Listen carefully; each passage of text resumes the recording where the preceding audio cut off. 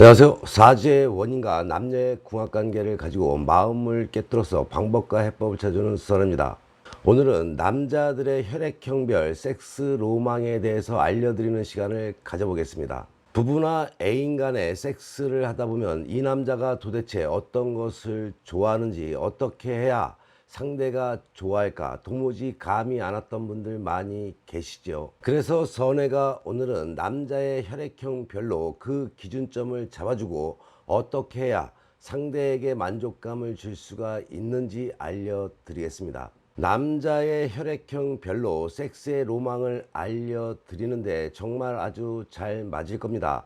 도무지 이 남자 모르겠다 하시는 분들은 오늘 알려드리는 이 방식대로만 해보시기 바랍니다. 큰 도움이 되실 겁니다. A형 남자들의 섹스 로망이죠. A형 남자는 섬세합니다. 상처도 잘 받고 상대에게 상처를 주지 않으려고 애를 많이 씁니다. 그래서 A형의 남자들은 아주 허물없는 사이가 되기 전에는 애인 사이라도 쉽게 방어벽을 허물지 않습니다. 그래서 섹스를 할 때도 상대방을 배려하려는 노력을 제일 많이 하게 됩니다. 또한 자신이 노력하는 만큼 상대방도 똑같이 노력해 주길 바랍니다. 물론 말로는 표현하지 않습니다. A형의 남성과 재미있는 잠자리를 가지려면 노력을 자연스럽게 받아들이면서 칭찬도 자주 해줘야 합니다. 칭찬해 주는 만큼 A형은 잘하게 될 겁니다. 때로는 가감하게 도전할 필요도 있겠죠. A형들은 자신의 섬세한 면을 부담스러워하는 경향이 있어서 저돌적인 B형 여자에게 상대적으로 매력을 갖는다고 보시면 됩니다. 섬세하고 신중한 A형의 남성이 섹스에서 자유로워진다면 상상 불가능의 멋진 섹스를 연출한다는 것을 꼭 기억하시기 바랍니다. 그렇다면 B형 남자들의 섹스 로망은 어떨까요? B형의 섹스는 하나의 오락입니다. 다양한 체위를 시도하자고 조르고 상대의 느낌을 물으면서 신나게 섹스를 합니다.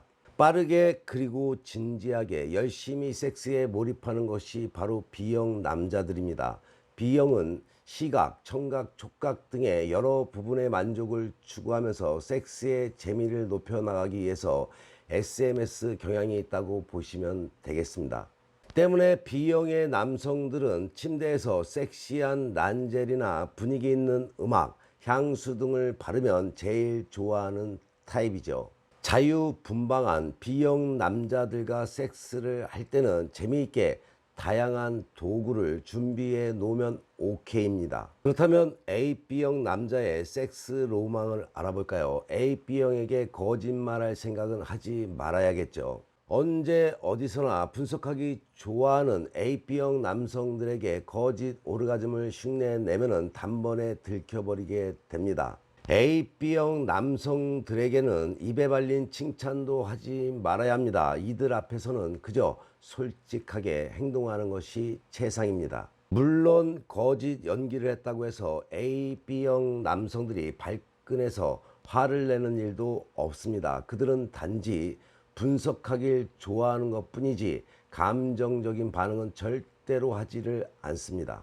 AB형의 남성들은 섹스는 깔끔하고 담백하고 영화처럼 아름다운 섹스를 가장 잘 연출할 수도 있습니다. 그래서 언뜻 보기에는 가장 로맨틱한 섹스를 하고 섹스를 좋아하는 사람처럼 보이지만 실제로 AB형의 남자는 섹스에 대한 관심이 적다고 보시면 될 것입니다. 섹스 없이도 살 수 있다고 대답한 사람들 중에서는 AB형의 남성들이 가장 많습니다. 그래서 초반에 상대가 너무 좋아한다고 말하거나 적극적으로 섹스를 요구하면은 금방 질려버리게 됩니다. 그렇다면 O형 남자의 섹스 로망을 알아볼까요? O형은 스킨십에 강합니다. 금세 친해져서 포옹을 하고 어깨를 두르는 타입이라고 보시면 됩니다. O형의 남성들은 언제나 자신이 나서서 리드하는 것을 좋아하고 마음이 통한다 싶으면은 금세 가까워지지만 있기도 잘합니다. 응석 바지에 막무가내 O형의 섹스는 그래서 예측이 불가능합니다. 마음이 잘 맞으면 별 문제는 없지만 너무 급진적인 섹스에 아내가 부담을 갖거나 뒤로 주춤하게 될 수도 있습니다. 그러나 잘 잊고 지난 일에 별로 신경을 쓰지 않기 때문에 싫을 때 싫다고 바로 말을 해도 별로 크게 상처받지를 않습니다. O형의 남성과 섹스를 할 때는 남편이 리드하는 대로 따라가면서 그 자체를 즐겨야겠죠. 리드할 때 받아들여 주면은 나중에 아내의 요구에도 쉽게 응해줍니다. 어느 분이 선에게 문자로 남성이 발기가 되었는데 삽입하고 얼마 있다가 죽어 버리더랍니다. 이유를 알고 싶다고 방송으로 해달라고 했는데 이제서야 알려드립니다. 남성이 발기가 되었는데 삽입 후에 바로 죽는 경우는 남성이 그 여성에게 성욕을 잃는 경우입니다. 한마디로 말해서 성적인 매력을 느끼지 못하고 급격하게 질 안에서 발기가 죽는 경우인데, 이 같은 경우에는 정신적인 면이 크다고 볼 수가 있겠죠. 그렇다면 모든 남성이 이 여성을 만나면 그렇게 되는 것일까요? 그렇지 않죠. 이 여성에게 성적 매력을 느끼는 다른 파트너를 만나게 되면은 그런 경우가 발생이 되지 않습니다. 남성이 발기가 되었다가 질 안에서 삽입을 해서 죽는 경우는 여성에게 성적 매력을 잃어 성욕이 감퇴되는 정신적인 면이 크다라고 알고 계시면 될 것입니다. 그래서 알려드리는 김에 오늘 여자들이 잘못 알고 있는 발기부전에 대한 오해와 진실도 알려드리겠습니다. 과연 발기부전은 스트레스 때문에 생길까요? 발기부전을 정신적인 문제로 생각하는 사람이 많죠. 그러나 남성 발기의 생리적, 생화학적 기전이 밝혀지면서 과거에 시민성이나 원인 불명으로 생각되었던 대부분의 경우가 기질성 발기부전으로 판명되고 있습니다. 전작의 선혜가 이야기해드렸던 발기가 되어서 중간에 죽는 것과는 아예 발기가 시작이 안 되는 것과는 차이가 있습니다. 기질성 발기부전이란 당뇨, 고혈압, 우울증, 전립선 질환과 같은 신체적인 문제로 발기부전이 나타나는 것으로 전체 발기부전의 원인의 70%에서 80%를 차지하게 됩니다.